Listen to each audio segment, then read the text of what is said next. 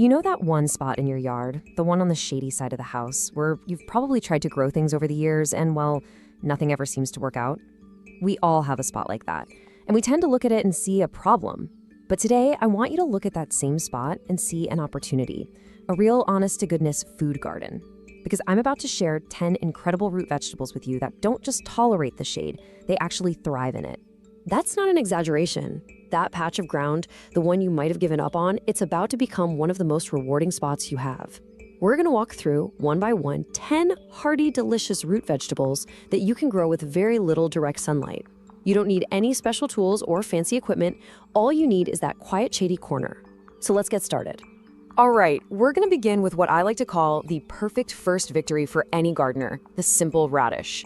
Now, we're taught that vegetables need that hot, intense sun, right? Well, for a radish, that's actually the worst thing you can do. Too much sun and heat makes them bolt. They get stressed, try to produce seeds too fast, and the root itself turns woody and unpleasantly bitter. But when you grow them in the cool, gentle light of a shady spot, something truly wonderful happens. They stay perfectly crisp, they develop a mild, pleasant little bite instead of a harsh one. To plant them, you couldn't ask for anything easier. Just use your finger to draw a little line in the soil, maybe a ½ inch deep. Sprinkle the seeds in, cover them up, and gently pat the soil down. The one trick is to keep that soil consistently moist, kind of like a wrung-out sponge. You do that, and in less than a month, sometimes in as little as 3 weeks, you'll be pulling up your first harvest. And I promise you, there is no better taste than a fresh radish from your own garden, sliced thin over a salad or just eaten right there with a little pinch of good salt. And you're also getting a great source of vitamin C, a simple, natural way to support your body's immune system. It really is the fastest, most satisfying start you can have in your new shade garden. Next on our list is one of the most generous vegetables you can possibly grow, the beet. Beets are just wonderfully forgiving plants. They handle shade with absolutely no trouble. Now, they might take an extra week or two to get to full size without that direct sun, but that's just fine. The roots will still grow down there in the cool, dank soil, developing that beautiful, deep ruby color. But here's the best part, the 2-for-1 gift that beets gives you. While that root is growing underground, those beautiful leafy tops are growing up above. And a lot of folks don't realize those tops are completely edible, and they are absolutely delicious. You can snip a few leaves here and there while the root is still developing. You cook them just like you would spinach, maybe a little butter, a little garlic in a pan. So you see, you get 2 completely different harvests from one single plant. And for those of us who are mindful of our health as we get older, beets are one of the best things you can grow. They're well known as a heart-friendly food, helping to support healthy blood pressure. It's just good, honest food from a quiet corner of your own yard. Now for a real family favorite, the carrot. And here is a little secret that a lot of gardeners don't know. For a carrot, having loose, deep soil with no rocks is actually much more important than having full sun. That's what lets them grow down nice and long and straight. So a prepared bed in a shady spot is just about perfect for them. Sure, they might grow a little more slowly in the lower light, but the flavor is every bit as sweet and crisp. I can promise you this, once you taste a carrot that you have just pulled from the earth yourself with that deep, earthy sweetness, nothing you buy in a plastic bag at the grocery store will ever taste the same.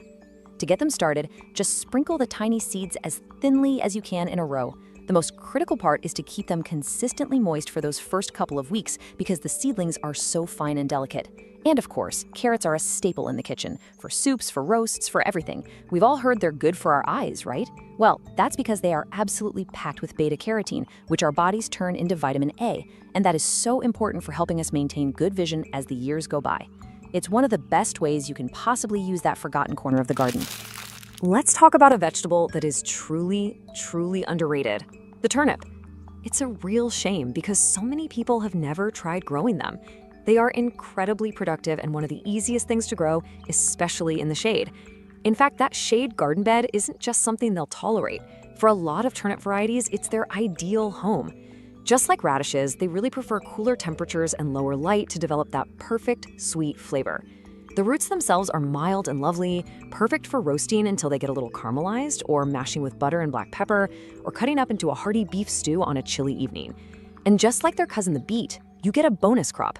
The greens are wonderful, with a nice peppery flavor when they're young and tender, and those greens are loaded with nutrients, especially vitamin K, which is really important for helping to maintain strong, healthy bones.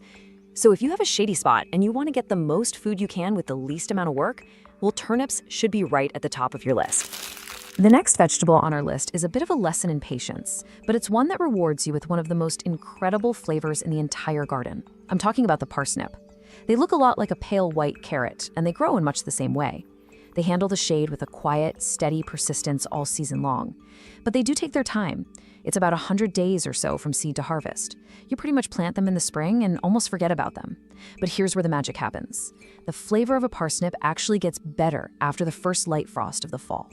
That little kiss of cold weather tells the plant to turn its starches into sugars, and the taste becomes incredibly sweet and nutty.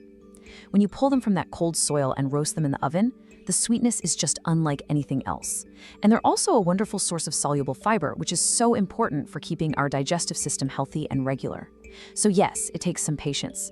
But the first time you taste a fresh roasted parsnip from your own shady garden, you'll understand completely. And you'll plant them every single year after that. All right, now for one of the most important food plants on the entire planet, the humble potato. It might come as a surprise, but they grow wonderfully in the shade.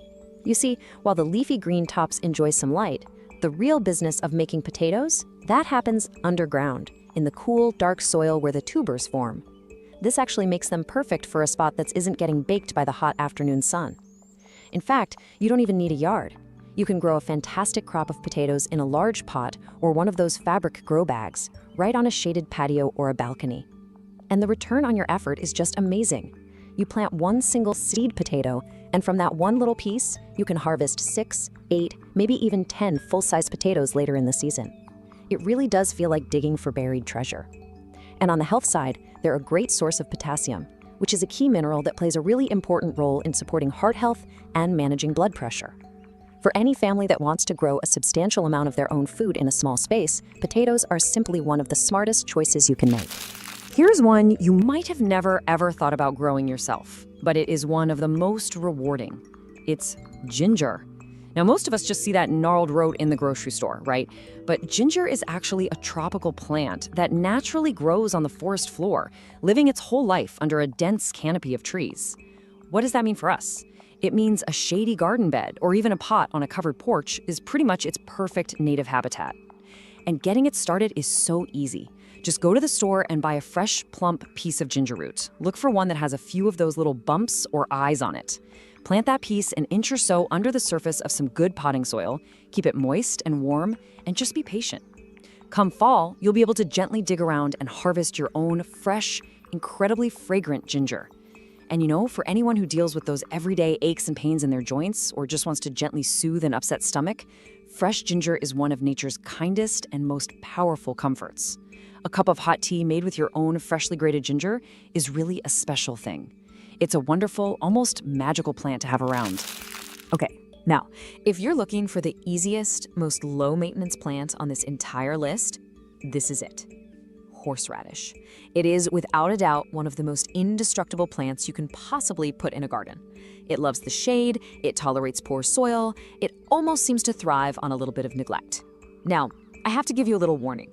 Wherever you decide to plant it, it's probably going to be there for good. You plant one single piece of the root one time, and that plant can keep producing for a decade or more. It really is the ultimate set-it-and-forget-it plant. And the flavor of fresh horseradish is a whole different world from what you get in a jar. It has this bright, sharp, sinus-clearing heat that's just so much more alive. Grate a little bit of it fresh and mix it with some sour cream or yogurt. You will have the best sauce for roast beef you've ever tasted. And that powerful heat you feel? That's a sign of its natural compounds hard at work. For generations, people have used it to help support clear breathing and a healthy respiratory system, especially when a cold is coming on. Now let's talk about a wonderful, old-fashioned vegetable that truly deserves a comeback in our gardens, the rutabaga. This is a vegetable our grandparents' generation knew and loved. It's a humble cross between a turnip and a cabbage, and it is incredibly cold-hardy and shade-tolerant. It grows happily right through the late summer and into the cool days of fall. And just like the parsnip, the flavor actually improves as the weather gets colder. A little touch of frost just makes it sweeter. That dense, golden flesh is absolutely delicious mashed up with butter and a little pinch of nutmeg, or cut into cubes and added to a slow-cooked winter stew. And it's a real nutritional powerhouse, too, rich in both vitamin C for immune support and potassium for heart health. It is humble, it is honest, and it is comforting food at its absolute best. And now, for our final vegetable, we have saved what I think is the most impressive and surprising plant for last. This is the Jerusalem artichoke, though you might also see it called a sunchoke. Now, don't let the name fool you. It's not an artichoke at all. It's actually a member of the sunflower family, a native North American plant that grows with unbelievable energy. You can plant a few of the tubers one time in your shadiest corner, and they'll come back year after year all on their own. Every single fall, they produce this amazing harvest of sweet, nutty tubers. You just scrub them clean and roast them just like you would a small potato. But their real power, the reason I saved them for the very end, is their truly unique and remarkable health benefit. They are one of the richest natural sources of something called prebiotic fiber. Let's just pause on this for a moment because this is really important. That special prebiotic fiber is called inulin. And what inulin does is it acts as food. It is the preferred food for all the good, beneficial bacteria that live in your gut. We hear so much about gut health these days, and this is exactly why. When you feed those good bacteria, you are supporting your entire digestive system. And a healthy, balanced gut, well, that's connected to just about everything else in your body, from your energy levels to your immune system, to even helping your body maintain balanced blood sugar. So for any of us, but especially those of us over 60, who are really paying attention to our long-term health and vitality, growing this humble root is one of the most powerful things you can do for yourself, right in your own garden. So there you have it. 10 wonderful, productive vegetables for that shady spot. Now you might be thinking, well, how do I actually get started? It really is simpler than you think. First, just choose your spot. Any area that gets a very little direct sun is perfect. Second, prepare the soil. You don't need to do anything fancy, just loosen it up with a shovel or garden fork and mix in a little bit of compost to give those plants a good, healthy start. Third, give your plants a little room. The seed packet will usually tell you how much, but the main idea is just to make sure those roots have space to expand underground. And finally, number 4, water them well. You want to keep the soil consistently moist, especially when the plants are young, but you never want it to be soggy. And that's really all there is to it. That shady corner of your yard isn't a problem anymore. It's a garden, just waiting to happen. I want to thank you sincerely for spending a bit of your time with me today.